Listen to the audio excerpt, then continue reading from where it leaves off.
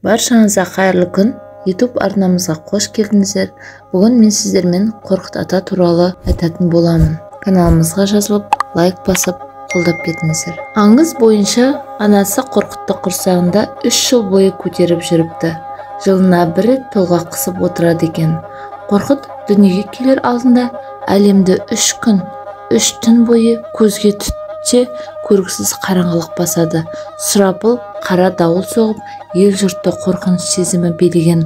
Осыған орай баланың атын Қорқыт деп қойған. Қорқыт атаның тарихи тұлға екенін растайтын жазба ескерткіш Қорқыт ата кітабы. Онда Қорқыт ата жырау, ақылгөй, данышпан, көсем, бақсы, күйші ретінде көрінеді. Кітаптың басында Қорқыт атаның нақыл сөздері келтіреді. Ол өмір барда өлім бар, өзгеру бар, өлмес өмір жоқ, сынбас темір жоқ, бәрі де өледі, өзгереді, ұмыт болады. Тек мәңгі бақи өлмейтін, ұмытылмайтын нәрсе адамның өмірінде істеген игілікті ісінің нәтижесі дейді. Қорқыт ата жөніндегі аңыздарда түркі халықтарының өмір мен өлім мәселесі туралы көзқарастары көрініс тапқан. Аңыз бойынша Қорқыт ата ұйықтап кетіп, егер өлімді есіңе алмасаң, мәңгі өмір сүресің деген аян естиді. Біраз уақыт өткен соң бір баспақты қуып жүріп жете алмағасын, өлсем де жетемін дейді. Соны айтуы мұң екен, Әзірейіл келіп, сен өлімді еске алдың, енді өлесің дейді. Аңызда Қорқыт ата өзінің жүйрік желмаясына мініп, халықты бақытты өмір сүретін жүйрікті іздеуші, ғұмыр бойы өлімге қарсы күресуші жан ретінде суреттеледі. Ел жұртты өзінің жырымен де, күйімен де аузына қаратқан. Ғұмырының соңында бірлігі ыдырай бастаған жұрттың алауыздығына күйінген Қорқыт ата мәңгілік өмір сырын іздеп дүниенің төрт бұрышын кезіп кетеді. Бірақ қайда барса да алдынан көр қазып жатқан адамдарды жолықтырады. Кімнің көрі деген сауалына Қорқыттың көрі деген жауап естиді. Қайда барсаң да Қорқыттың көрі деген сөз осыдан қалған. Ақыр аяғында жер кіндігін тапсаң тірі қаласың деген аян естіп, туған жері сыр өңіріне оралады. Содан мәңгі өмір тек өнерде деген ойға келіп, қобыз аспабын ойлап шығарады. Дағы бір аңыз бойынша өзен ортасына кілем жайып, үстінде отырып қобыз тартқан, күйкішімен суға батпайды екен. Қорқыт ата қобыз тартқан жылдары өлім болмаған, тек бақытты тіршілік болған дейді. Бірақ Қорқыт ата шаршап ұйықтап кеткен сәтінде судан кішкентай қайрақ жылан шығып, оны шағып өлтіріпті дейді. Аңызда ажал ашық келмейді, жылан кейпінде келеді. Бұдан халықтың өлімге деген көзқарасын ажал айтып келмейді деген философ тұжырымының негізін көреміз. Қорқыт ата туралы аңызда кездесетін үлкен философиялық мәселе уақыт пен кеңістік мәселесі. Бұл аңыздарда Қорқыт ата өлімнен қашып бүкіл ғарышты аралайды. Үстінен шошынған ол ажалдан құтылу үшін ертеңіне дүниенің екінші шетіне көшіп кетеді. Мұнда ол баяғы түсті тағы көреді. Таң атысымен тағы да жолға шығады. Не істерін білмей жердің ортасына бармақ болады. Жер ортасы сырдың жағасы, қазіргі Қорқыт моласы тұрған тұс екен. Ажалды тоқтату мүмкін еместігін мойындағысы келмеген Қорқыт ата жұрттан безіп айдалаға табиғат аясына кетеді. Бірақ таулар да, жазықтар да, ормандар да оған өлім күтіп тұрғанын айтады. Содан қорқып, шырғайдан алғашқы қобызды жасап, жер бетінде бірінші болып күй тартады.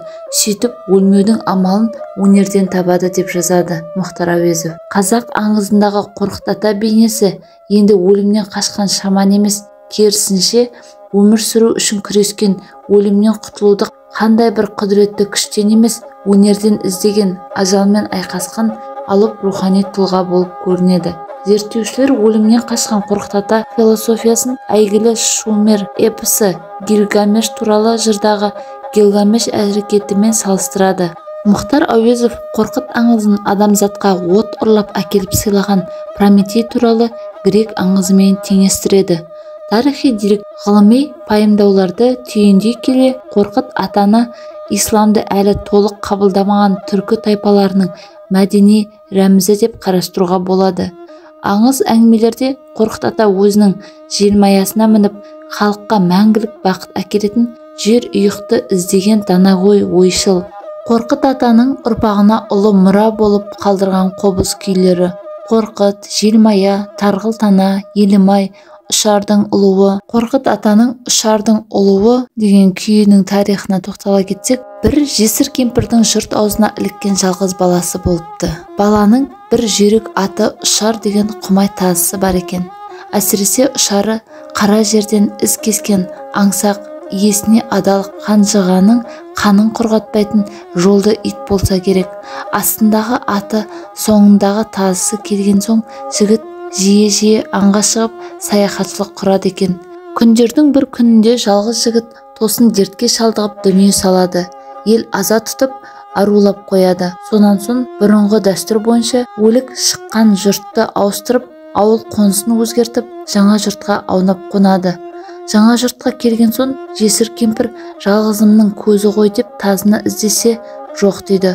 Содан көңілі алаң болып тынши алмай ескі жұртқа келсе, Ұшар жас қабірдің басына иесін қимай ұлып отыр дейді. Үшкір тұмсығын көкке қаратып ұлып иесін жоқтап сырнаған Ұшардың даусын естігенде жесір кемпір: жалғызымнан айырылдым, қанатымнан қайырылдым, Ұшар, Ұшар, кә деп дауыстап аңырап қоя береді. Ескі жұртта жалғызынан айырылған сорлы ана мен иесінен айырылған жетім тазы қосыла күңіренеді. Осы бір қайғылы халді Қорқыт қобызына күй етіп шалған екен десті. Башпай күй аңызына тоқтала кетсек, аңыз бойынша Башпай Қорқыттың өмірінің соңында шығарылған ақырғы күйі екен. Қорқыт кілем төсеп дарияның бетінде отырғанда қарындасы Ақтамақ ағасына тамақ әкеліп беріп тұрған екен. Күндіз түні күй тартып өліммен алысып әбден шаршаған күйші бірде қарындасының әкелген тамағын ішкеннен кейін маужырап көзі ілініп кетеді. Тамақ салынған дорбамен қайрақ жылан болып ілесіп келген ажал қобыздың үні шықпай тұрған кезде күйшіні шағып алады. Жыланның уы бойына жайылып әлсіреп бара жатқан Қорқыттан: Әзірейіл, қандай тілегің бар деп сұрайды. Сонда Қорқыт: менің өмірімде екі күнәм бар. Біріншісі, өлімнен 41 жыл бойы қашқаным. Екіншісі, кілем жайып сырдың бетінде отырғанда бірде алай-түлей дауыл тұрған еді. Сол кезде қарындасыма Башпайым тиіп кеткен болатын, дейді. Сол себепті мені көмгенде осы екі Башпайымды ашық қалдырыңдар деп қобызын қолына алып ең соңғы күйін тартқан екен. Бүгінгі ақпаратым сіздерге ұнады деген сенімдемін. Маған лайк басып, каналыма жазылыңыздар. Сұрақтарыңыз болса, комментарийға жазыңыздар. Міндетті түрде жауап береміз.